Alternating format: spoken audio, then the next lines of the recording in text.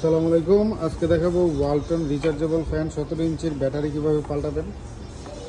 প্রথমে পিছন থেকে নিচ সাইডের এখানে দুটা স্ক্রু আছে, এই দুটা খুলতে হবে। আর আমরা এই যে ব্যাটারিটা পাল্টাবো, এটা ওয়ালটনের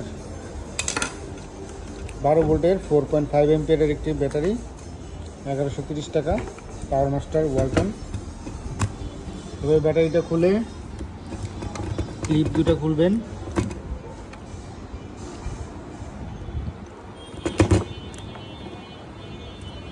ব্যাটারিটা নষ্ট হয়ে গেছে, খুলে গেছে। এখন আমরা নতুন ব্যাটারি লাগিয়ে দেব।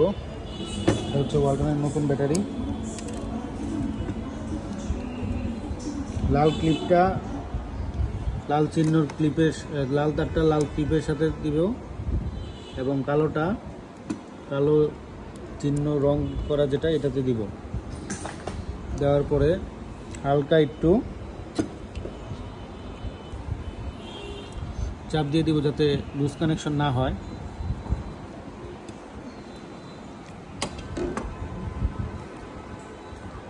এরপরে আবার যেভাবে ছিল ব্যাটারিটা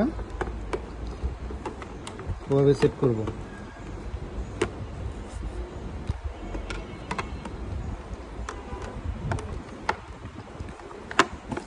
অনেকে এটা ঝামেলা মনে করে, কিন্তু 1 মিনিটের কাজ।